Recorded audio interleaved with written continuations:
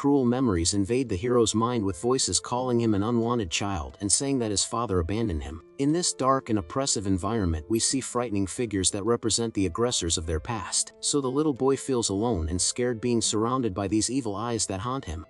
But suddenly a fist appears to hit one of these bullies because a friend appeared to defend him. With that, a young man with orange hair punches the attacker, shouting angrily at them to stop. He keeps telling the guys to shut up and warns them never to mess with little Yuanzi again. Through tears, the protagonist is moved to see his friend and calls him Brother Bing. His protector takes him by the hand and tells him to go away, assuring him that he will always defend him. The little boy opens a huge smile, happy to finally have someone by his side to protect him. As they walk hand in hand, the hero feels safe because he knows his friend Bing is there. However, the memory begins to become sad and we see the two's hands slowly separating. At that moment, our protagonist's expression changes as the memory takes an unexpected turn. He watches his friend being surrounded by a dark energy while calling his name. Desperately, the boy reaches out and asks where his friend is going as he disappears. Young Bing just smiles, turning into light, and the protagonist begs him to come back, but it is too late. As his friend disappears into the darkness, the last thing the hero hears is a voice telling him he can do it. Back to reality, the protagonist wakes up in a cold sweat because it was all just a disturbing nightmare. He then sits on the bed still panting and tries to calm down after that bad memory. The boy picks up a bottle of medicine and remembers a strange illness that has affected him since high school. This condition gave him incredible control over his body but in return caused terrible headaches. To relieve the pain, the young man swallows a pill, still looking quite exhausted with the situation. His mother then calls him to have breakfast and tells him that a package has arrived for him. He replies that he's going and looks at the bottle of pills that help him control his problem. However, he feels that the medicine is losing its effect because his body seems to have built up a tolerance. Arriving in the room, his blue-haired aunt says she'll take him shopping for some clothes later, and the hero takes the package and agrees with the idea while the girl watches him with a curious look. Analyzing the box, the boy notices that there is no sender's name, which makes him very suspicious. Suddenly his instincts kick in and he realizes something very bad is about to happen. At that moment, his grandmother appears and hits him with a headbutt, screaming that she's going to break his legs. The old lady doesn't seem to be joking and says that at her age, you don't lie about these things.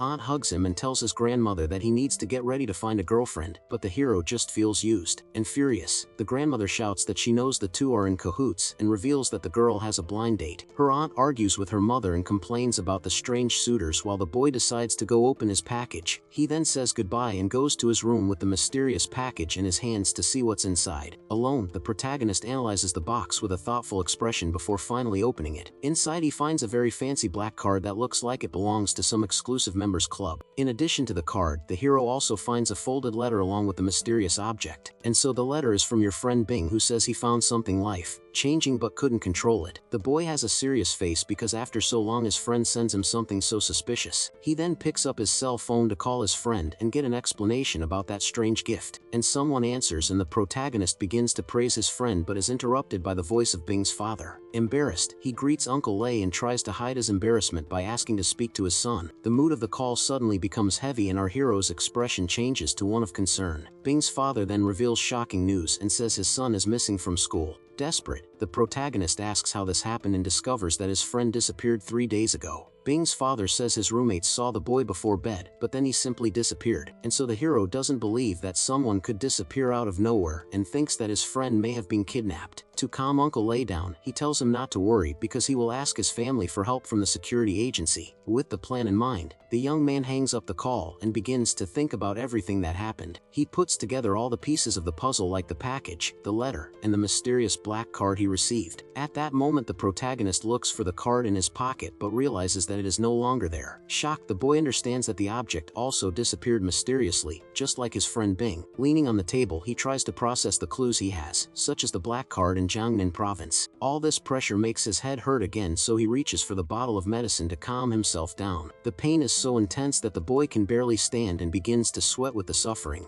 He remembers that Bing sent him the card and the letter because he trusted him more than the security agency. His memory takes him back to when his friend said he was going to college in Jiangnan to change his life. The young man with orange hair believed that if he were the protagonist he would not have any problems with the object. The information overload is so great that the hero's nose begins to bleed due to a severe headache, and suddenly someone calls him and tells him that investigators from the security agency are there to see him. And so Hero is surprised by the coincidence because it was precisely his cousin's colleagues who came looking for him. While his grandmother defends him from the agents, the young man takes the letter and says he is already going to the room. He then deletes the call from his cell phone and goes to see the agents that his grandmother has already confirmed are from the agency. The old lady warns him not to do anything, and the boy jokingly responds that he wouldn't do anything secretly. He then sees the two agents and recognizes that they are from the same district that his cousin works in. The boy then introduces himself as Zhang Yuanqing and asks what they want with him, and so the agent then questions him about Lei Yibing, and the boy confirms the friendship by asking what happened. The young man invites them in but finds the sudden visit strange since they know his family. With everyone in the room, the protagonist offers a place to sit and the man in the red suit accepts. The man explains that Bing has disappeared and that the agency was notified that he sent a package to the protagonist. The hero pretends to be shocked by the news and bangs on the table while the other agents ask for calm, and despite the acting, the protagonist's face shows that he is seriously thinking about what he is going to say. He confirms that he received the package but says that there was no sender, and the agent asks about the contents. With a serious expression, the boy lies and claims that the box was completely empty inside. The researcher doubts it, but the hero says he only had bubble wrap and thinks he's not really lying. The investigator says he needs to inspect your room and belongings and warns you not to refuse the request. The hero agrees with the idea and says that this is a good chance to prove his innocence in the case. And so with the boy's permission, the team leader orders his agents to start searching the place. And so then the pink-haired agent approaches and asks for our hero's cell phone, who looks a little embarrassed. And he is a little embarrassed to hand over the device, and the investigator asks what his problem is. Embarrassed, the young man hands over his cell phone saying he has study stuff, and the girl just smiles. While they look through their things, the protagonist takes the opportunity to ask more about the case so as not to appear suspicious. And so, the investigator says that Bing disappeared from the room and the cameras did not see him leave, and that there is nothing new. Our hero realizes that the story is the same and suspects that the agent is hiding some information. Taking a sip of tea, the man warns the boy not to hide any clues he finds about the case. And so, then with a serious look, the agent threatens him and says that if he doesn't cooperate he could be the next to disappear.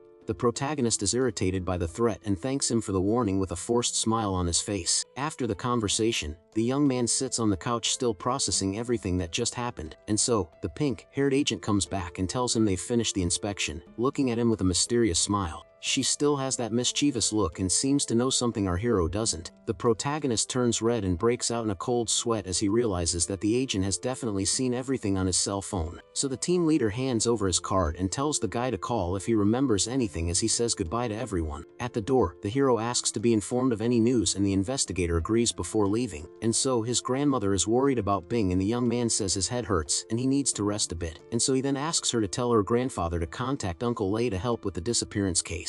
The old lady agrees to her grandson's request and the scene changes to show the building where they live. Already in the car, the team leader asks his agent if she found anything important during the inspection. The pink-haired girl responds with a confident smile and says she has made a great discovery. Curious, her boss tells the investigator to say what she found that was so important, and so she reveals that she found several hidden folders on the computer and one of them has a very suspicious name. The investigator then puts on his sunglasses with a serious face waiting for more details. The agent says that the boy likes older women and participates in several strange groups on the internet. Her boss is in disbelief and says that this is not a real discovery and tells her to stop joking around. Laughing at the situation, the girl tells him not to be so annoying because a joke helps to lighten the mood. And seriously, she reveals that she found Bing's letter hidden and that her friend definitely sent him something. The boss is thoughtful about the new information and seems to be connecting the dots of the mysterious case. With a confident air, he decides to wait and see what happens to the boy in the next few days. He then smiles and says they will return the next day if the protagonist hasn't disappeared too. Meanwhile, the sun sets over the city and night slowly begins to fall, creating an atmosphere of suspense. In his room, the hero analyzes the situation and assumes that his friend's disappearance was because of the black card. He believes the agency is not the only suspect and that a third person approached his friend. And so the young man doesn't know if he can trust the agents and thinks the best option is to tell his cousin everything.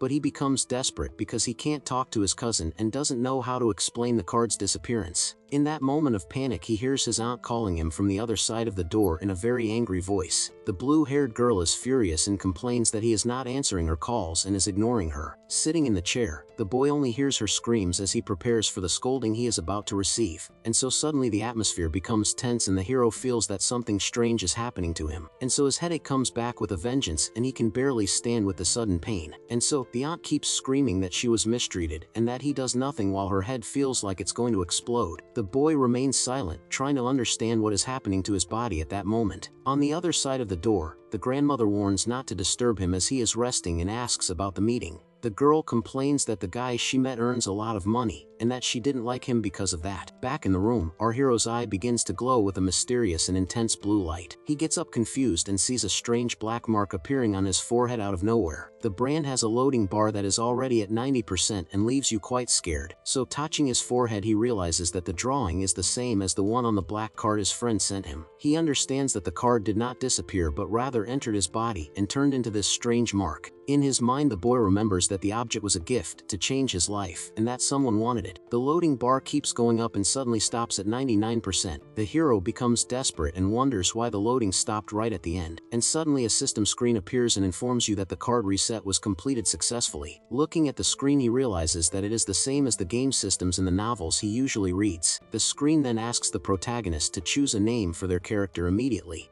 The young man tries to interact with the screen but realizes that its intelligence is very low and he cannot communicate. Without much choice, he decides to use his own name and types Jung Yuanking on the system screen. He then thinks that using his real name could be dangerous and decides to choose a pseudonym to protect himself. With a thoughtful look, the young man begins to idealize a much more eye-catching and powerful name for his character. The system then confirms the name Primordial Celestial Lord and warns that the spiritual realm will open in 10 seconds. Our hero stands there staring at the screen with his new name on it as he tries to make sense of the crazy situation. Suddenly a countdown starts on the screen and the boy becomes confused about the spiritual realm. The countdown continues to rapidly decrease and leaves you increasingly anxious about what is about to happen. The numbers fly by on the screen and the protagonist barely has time to prepare for what comes next. With just a few seconds left, he realizes there is no escape and that something big is about to begin. The young man's heart beats faster as the countdown is coming to an end and the suspense only increases. At the last second, a bright light blinds him completely and transports him to an unknown place. A new screen appears and reveals an S difficulty solo mission that is a sudden death type.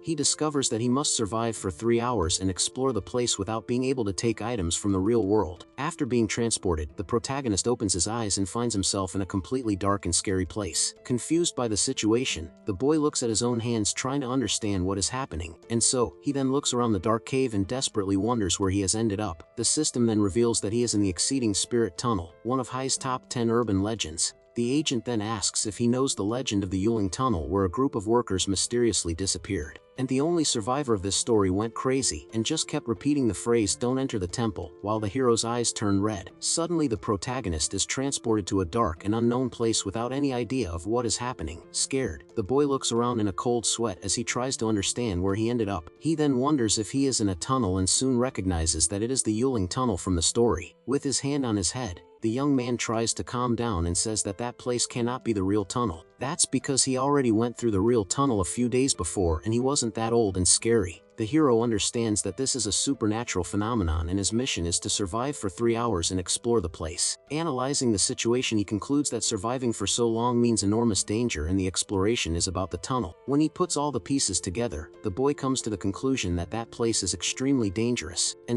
but he gets up determined because he knows that if there is a mission there must also be a reward for it. The protagonist remembers that his class is Night God and his friend Bing was right about the card changing his life, and so, he then understands that the ard to control part his friend talked about was about the danger level of the place. At that moment some strange lights on the cave wall start to flash and one of them simply breaks. The hero hears a strange noise and when he turns around he sees another person standing right behind him, which leaves him shocked. The hero faces the bizarre figure that slowly approaches with its feet on fire but not burning, and so up close the creature looks like a zombie worker with a deformed face and completely empty eyes. And soon after, several other identical monsters appear out of nowhere with red eyes and ready to attack. With the fright, the protagonist is paralyzed with fear because he did not expect to find an army of zombies. Without thinking twice, the boy turns and runs away to escape that horde of undead. And as he runs away, he notices that one of the monsters is holding something in its hand, and seems to have no intention of following him. And the young man then stops running and looks back, wondering why the creatures are not chasing him. And so with a serious expression, he understands that there is something very strange happening with those monsters, and he finds himself completely surrounded by the undead workers, but they just watch him in silence. Creatures stand in strange positions, even climbing the cave walls without moving. The protagonist wonders why they don't attack him, since he is right in front of them and vulnerable. At that moment, one of the undead points his finger in a specific direction, getting your attention. In the direction he pointed, the hero sees a wooden gate that seems to lead to an ancient temple. Understanding the hint, the boy starts walking towards the gate to see what's inside. With a new goal in mind, he quickens his pace and runs towards the mysterious temple he has found. The hero then realizes that the two quests are linked, and he needs to explore the temple and survive for 3 hours. He feels like he has no way out, because if he goes forward he might not survive, and if he goes back he will face the zombies again. The boy notices the temple symbol on his clothes and remembers the tip not to enter while the zombies guide him there. But he needs to explore the place to complete the mission, so he decides to risk everything and enter the tiger's lair. And so carefully the young man passes through the gate and enters the temple courtyard, which is abandoned and overgrown. Continuing his journey, he runs along a dark path in the forest that leads to the temple. As he approaches, he notices the disturbing silence, as not even the insects make noise there. Suddenly the protagonist steps on a strange mark on the ground that appears to be some kind of magical seal. After passing through the seal, the young man finally arrives at the temple courtyard, which is completely in ruins. Analyzing the place, he sees spider webs and rotting wooden structures everywhere, and so cautiously, the boy approaches the main building and wonders if that is really the temple. And so the hero is shocked to confirm that he is in the Temple of Legend, because he knows that the place is dangerous. At that moment, the warning not to enter the temple appears in your mind, but now it is too late. He understands that the real exploration mission was not in the tunnel but in that ancient temple. The protagonist then realizes that the monsters led him to the temple on purpose for a trap. And so, the boy understands that he needs to explore the temple and survive for 3 hours to complete the mission. With his hand on his face, he despairs, because if he moves forward he may not survive, and if he retreats it will certainly be his end. The symbol on his clothes reminds him of the tip not to enter, but he needs to explore the place. And so he decides to risk everything and go in, because to get the tiger cub he needs to enter the den. Carefully the young man crosses the abandoned temple courtyard, which is covered in weeds and spider webs. And as he approaches the main building, he notices a light coming from inside the windows, which leaves him intrigued. Suddenly a noise in the bush catches his attention, and he wonders if something has entered the temple. The protagonist gets scared and jumps back, thinking it might just be a hallucination because of fear. Hidden in the bushes, he tries to see what made the noise but finds nothing strange nearby. He then tries to calm down and thinks that the first step to seeing a ghost is hearing things that don't exist. But his peace of mind ends when he sees wet footprints appearing out of nowhere, as if someone invisible was walking. And so with wide eyes the hero panics, because he had barely entered the temple and already found something bizarre. Desperate, he runs into the temple shouting to the ghost that he did nothing wrong, and so he looks back in terror as the invisible footprints follow him closely without stopping for a second. In a quick movement, the boy manages to enter the building and slams the door hard to protect himself, and the door closes with a bang and the boy is thrown into the temple with the impact. Lying on the ground, he tries to catch his breath after running so hard to escape that thing. The young man stands up and looks outside, seeing that the night is calm under the light of the full moon. He realizes that the sound of invisible footsteps has finally disappeared and silence takes over. With a sigh of relief, the protagonist rubs his face and thinks he is safe for now. Turning around, the hero sees an altar with some lit candles around a strange skull. Looking up, he is shocked to see a giant shadowy statue dominating the entire hall. The boy feels uncomfortable because he has the feeling that the statue is watching him intently. The figure in the statue is of a woman with a serious expression and a gaze that seems to penetrate the soul. Getting closer, he notices how large and imposing the statue is compared to him. The protagonist approaches cautiously to analyze the statue and look for any clues.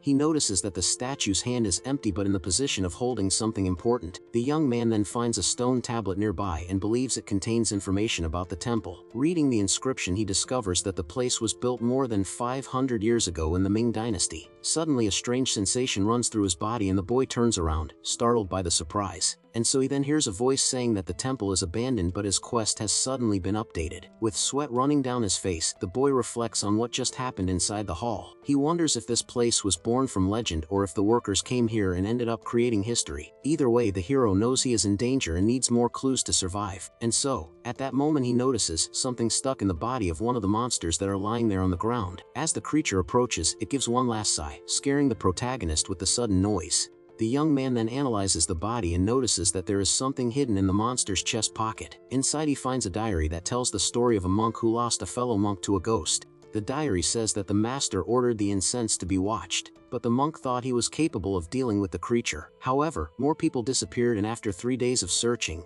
he and his older brother found nothing. And so, the diary writer noticed that his brother was acting strange and thought he had discovered something but didn't want to tell him. Desperate, the monk tells his master that even his older brother had disappeared out of nowhere. The master then calls him to his room at sunset, promising to reveal a 1,000-year-old secret. The last page of the diary shows the anxiety of the monk, who had never waited so long for nightfall in his life. The protagonist is frustrated because the diary's story ends right at the most important part of the mystery. He understands that the diary is a clue, and if he discovers the cause of the temple's ruin, he will complete the mission. With little information, the boy decides to go out to explore and face the dangers of the temple head-on. He remembers that in the legend a worker survived and decided to follow his tracks to try to escape. When opening the door, the protagonist hears nothing and wonders if the invisible creature has already left. Despite the momentary relief, he can feel a very strong aura of danger coming from outside. The young man knows he can't just sit around waiting and needs to make a decision to survive. With courage, he then leaves the main hall and begins to explore the surroundings of the abandoned temple. The place is completely in ruins, but the boy continues his search for clues under the moonlight. So he then approaches a strange building to see if he can find anything useful for his mission. Even in a dangerous situation, the protagonist remains calm and continues his investigation with confidence. And so suddenly he comes across a pile of bodies of the workers that were left there in the woods. And so the hero notes that all the bodies he has found so far are those of the missing workers in the legend. He notices that the bodies were badly injured, but the bones of some skeletons are intact. At that moment, the boy hears a weak voice asking for help and panics with fright. And following the mysterious voice, he arrives at a gate with a sinister tree right in the middle of the path. The protagonist panics and starts crying in fear because he knows that going to the gate is dangerous, but the voice was real. With his hand on his face, the boy laments and seems to blame his friend for putting him in that terrible situation. Angry, the young man promises that if he gets out of there alive, he will hand over all of his friend's secrets to his uncle. Leaving his fear aside, he approaches one of the skeletons and notices that its bone structure is almost completely intact. However, the hero notices that the shoulder blades are broken just like the other body and wonders if it is a coincidence. Taking a closer look at the skeleton, the boy feels that there is something hidden inside the old, torn clothes. Inside he finds an antique mirror, a book, and a paper talisman with writing he cannot understand. And suddenly a system notification appears in front of you telling you that he has discovered a spiritual item. The system informs that it is a talisman to suppress monsters, but it can only be used once. The protagonist realizes that only the talisman activated the system, so it must be the most important item of the three. But before anything else, he decides to take a look at the book to see if he can find any new information. The book appears to be another diary and tells the story of a young apprentice in a mountain temple over 2 years ago. And so, the author says that the master promised that he would become a servant of the night god when his older sister returned. But the diary tells that an evil spirit appeared, and not even the master was able to stop it.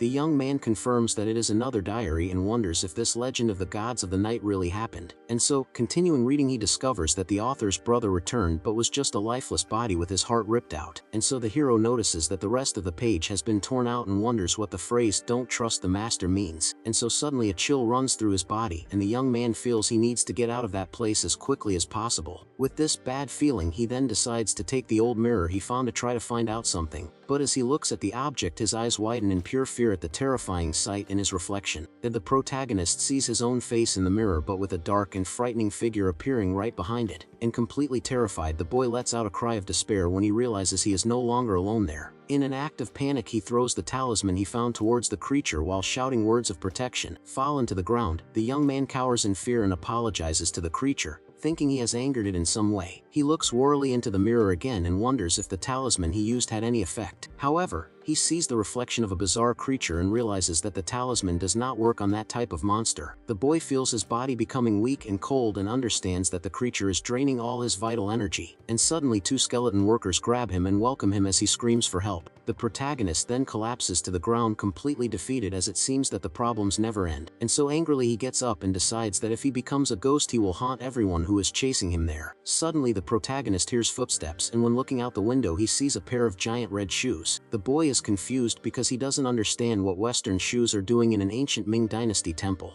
Hidden he observes the mysterious shoes that seem to be standing in the middle of the bush without moving, and so, the hero then looks at the mirror in his hand and remembers the shadowy creature that attacked him moments before. At that moment he feels a sharp pain in his shoulder and wonders if he still has any chance of surviving, and so with the creature on his back he runs back to the main hall feeling an enormous weight on his body. With great effort, the boy manages to open the door and throws himself inside, looking for a safe place to take shelter. Exhausted, the young man falls to the floor of the hall and tries to catch his breath after running so hard to escape. He realizes that the creature cannot enter and understands that the main hall is actually a safe room. With a sigh of relief, the protagonist notices that the pain in his shoulder is finally disappearing little by little, and so, the boy thinks that if he had faced the shoes and the creature at the same time he certainly would not have survived. With his hand on his face, he feels relieved to have narrowly escaped, but he knows the danger is not over yet, and so the young man remembers the #1 rule of horror games, which is to always close the door to protect yourself from monsters, and suddenly a system notification informs him that he has completed the mission of surviving for 3 hours in the temple, and the hero is happy to see that he has finally completed the first part of his mission. The system rewards you with a talisman and 15% experience plus 36 hours of rest. With that, his body begins to glow brightly and the young man is teleported out of that scary place. And so, in the blink of an eye, the hero reappears in the middle of his room and doesn't understand anything that just happened. And so looking around he realizes that he has truly returned home and that the nightmare has finally come to an end. Completely exhausted, the boy throws himself onto his bed and takes a deep breath, feeling the sweet relief of being safe. But soon after he sits up scared because he notices that the talisman he found in the temple has disappeared from his hand. The protagonist then concentrates to try to access the system. An inventory window appears in front of him, and to his relief, the item was stored there and he understands that things from the other world become virtual items. Sitting near the window, he analyzes the screen and finds it all very similar to a game wondering about his level 0. And so worried about the future, the boy decides he needs to tell someone about this madness and takes out his cell phone, and so remembers the investigators but knows that if he tells normal people about the spiritual world they will call him crazy. So he picks up a business card and connects the dots, realizing that the disappearing notice was a real warning.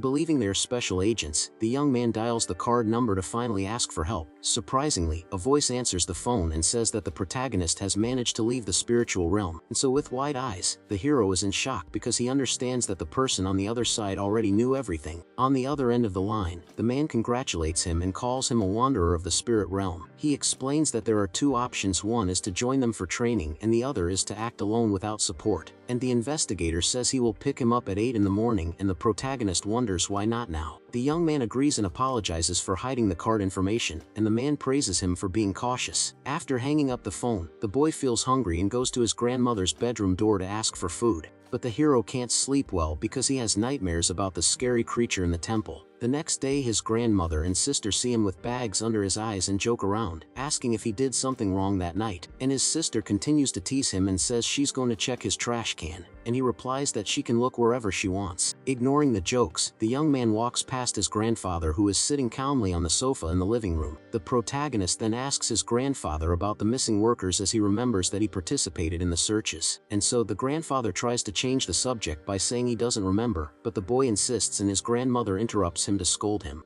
While cooking, the grandmother remembers an important detail and says that one of the rescued workers has disappeared again. The grandparents start discussing the story and the lady tells her grandson to go brush his teeth before eating. The hero connects the dots and understands that the worker did not survive upon returning to the spiritual realm. Brushing his teeth, he reflects that the next mission will be even more dangerous and decides that joining the officers is his best chance. After finishing his morning hygiene, the boy prepares for the meeting with the mysterious investigators. With a piece of toast in his mouth, he says goodbye to his grandmother who asks him to eat properly, but the young man says he is late. Meanwhile, his grandfather watches him silently with a serious and thoughtful expression on his face. Arriving at the agreed location, the boy hides and spies a black car that was parked waiting for him. And so then the car door opens and the investigator he spoke to on the phone invites him into the vehicle. Inside the car, the man asks what he wants to drink and the hero simply asks for a soda. But the researcher responds with a mocking tone that if he wants one he will have to buy one at the market later. Holding a cup, the man says he will take him to sign the papers and begin basic training. He introduces himself as Li Dongs, a level 3 spirit wanderer, and welcomes his new colleague.